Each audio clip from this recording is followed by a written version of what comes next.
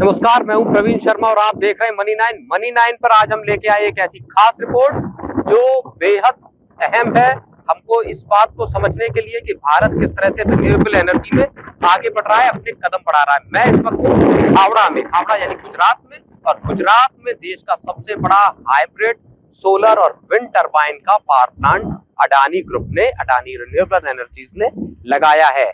इस power plant में बेहद खास चीजें हैं। आप मेरे पीछे देख रहे होंगे एक विंड टरबाइन की पूरी लाइन है, जहां पे कि आपको विंड टरबाइन से बिजली बनते हुए दिखाई देगी। खावड़ा में कुल 30 गीगावाट की कैपेसिटी लगी हुई है, जिसमें 26 गीगावाट का सोलर और 4 गीगावाट की विंड कैपेसिटी यहाँ पे इंस्टॉल की गई है अडानी ग्रुप के द्वारा। और एक मैसिव स्केल पे यहाँ पे विंड और सोलर एनर्जी को प्रोड्यूस करने की महत्वाकांक्षी योजना चल रही है। 538 वर्ग किलोमीटर में ये पूरा का पूरा प्रोजेक्ट लगा हुआ है। अप्रैल 2023 में इस प्रोजेक्ट की शुरुआत हुई और विद इन 2 इयर्स यहाँ से 5 गीगावाट बिजली को बाहर भेजा जाने लगा है। तो इस पावर प्लांट से जुड़ी हुई खास बातों को हम अपने इस रिपोर्ट में आपको बताने जा रहे हैं।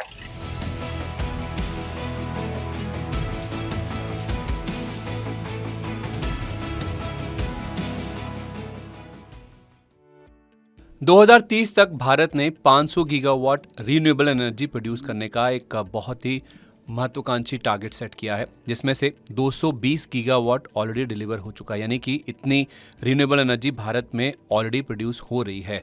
लेकिन अदानी ग्रीन ने, जो कि अदानी ग्रुप की एक फ्लैगशिप कंपनी है, उसने 50 गीगावाट यानी कि सरकार का जो पूरा टारगेट है उसमें से 10% हिस्सा खुद प्रोड्यूस करने का एक टारगेट लेके वो चल रहे हैं।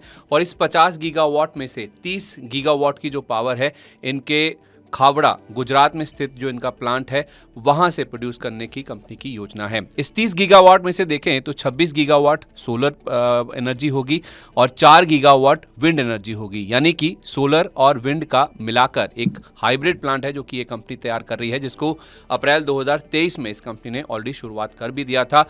और 2 साल हुए हैं इस प्लांट को शुरू हुए हैं, जिसमें से 5 गीगावाट की जो पावर है वो ऑलरेडी 2 साल में ही ये कंपनी इवैक्यूएट करना भी शुरू कर चुकी है।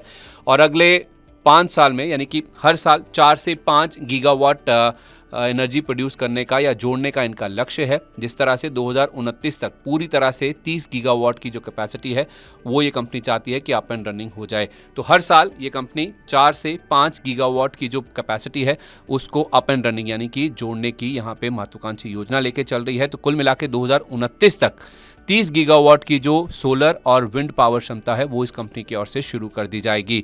अब इस प्रोजेक्ट की कुछ खासियत आपको बताएं। एक तो खासियत ये है ही है कि अप्रैल 2023 में शुरू हुआ, यानी कि 2 साल में ही 5 गीगावाट की जो कैपेसिटी है अप एंड रनिंग है, वहां से इवैक्यूएट भी हो रही है। ये प्रोजेक्ट का साइज अगर आप देखेंगे तो मैसिव है। 538 स्क्वायर किलोमीटर में ये पूरा प्लांट फैला हुआ है।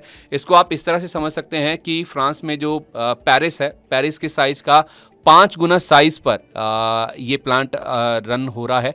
यानी कि 5 पेरिस शहर आप जोड़ दीजिए, इतने रकबे में ये प्लांट पूरा फैला हुआ है। या आप यूं भी समझ सकते हैं कि हमारे देश में जो मुंबई शहर है उसके पूरे इलाके के बराबर ये प्लांट का जो साइज है वो इंस्टॉल किया जा रहा है। इसमें 6 करोड़ सोलर पैनल्स इस्तेमाल किए जाएंगे और 770 विंड टर्बाइंस भी इस कंपनी की ओर से कुल मिलाकर लगाई जाएंगी। इसमें से अगर आप देखेंगे तो 700 मेगावाट की जो कैपेसिटी है वो कैप्टिव यानी कि कंपनी खुद के इस्तेमाल के लिए रखेगी।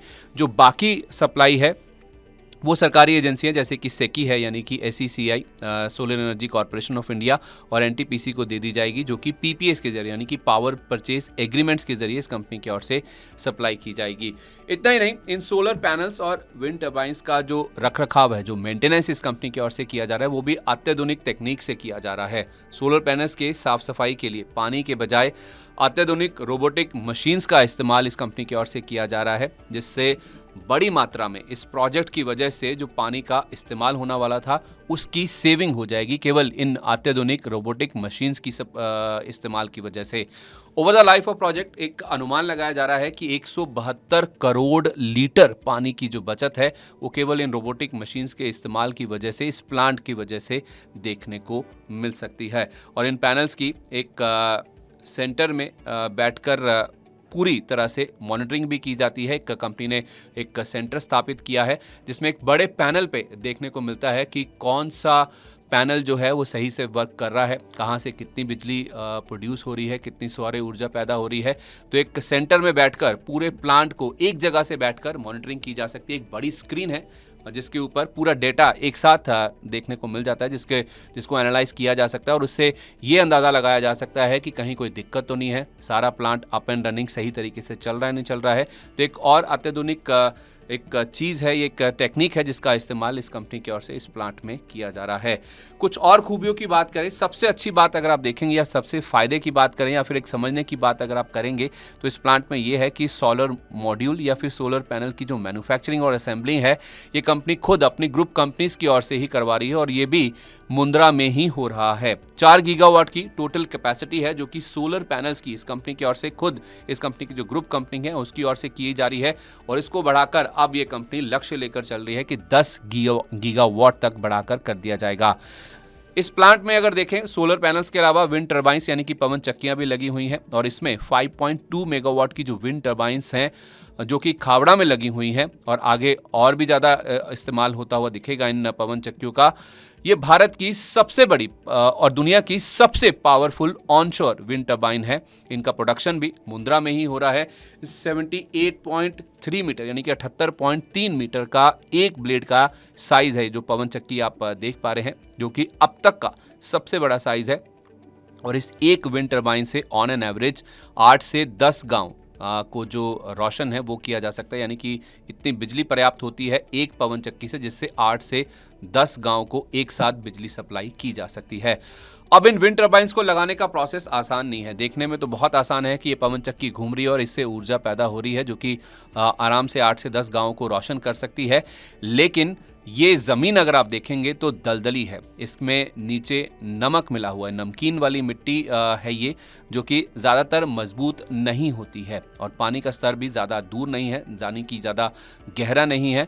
और इन विंड टर्बाइंस को इंस्टॉल करने के लिए ज़मीन की रॉकिंग की जाती है। इसमें पत्थर डाले जाते हैं, 10 से 12 मीटर नीचे तक एक बड़ा गड्ढा खोदा जाता है और उसमें कंक्रीट डाला जाता है ताकि एक टरबाइन को इंस्टॉल किया जा सके, जिसकी ऊंचाई आप देख पा रहे हैं 200 मीटर के आसपास बैठती है। यानी कि एक मैसिव स्ट्रक्चर है जिसको खड़ा करने के लिए बड़े पैमाने पर नीचे गड्ढा खोदा जाता है और उसमें कंक्रीट डाला जाता है ताकि ये विंड टरबाइन आसानी से इंस्टॉल हो सके और जो विंड का प्रेशर आएगा उसको भी झेल सके। तो कुल मिलाकर देखा जाए, भारत ग्रीन एनर्जी में या रिन्यूएबल एनर्जी में आत्मनिर्भर होने की ओर अग्रसर है और अदानी का ये प्लांट इसी का एक बहुत बड़ा उदाहरण है, जिसमें बंजर ज़मीन को किस तरह से प्रोडक्टिव यूज़ के लिए इस्तेमाल किया जा रहा है और इससे न केवल अदानी ग्रुप को बल्कि पूरे देश की तरक्की, पूरे देश की प्रगति को बड़ा सहयोग मिल रहा है। अडानी ग्रीन की पूरी जो योजना है वो यहाँ से 50 गीगावाट की बिजली पैदा करने की है। 30 गीगावाट की बिजली अकेले जो है खावड़ा प्लांट से निकलकर आने वाली है। जो अडानी ग्रीन का पूरा प्लान है वो 50 गीगावाट की बिजली को क्रिएट करने का है। उसमें 30 गीगावाट की बिजली खावड़ा के जरिए आने वाली है। 538 स्क्वायर किलोमीटर यानी टेरिस का जो एरिया है उससे लगभग 5 गुना बड़े एरिया में ये हाइब्रिड पावर प्लांट लगाया गया है।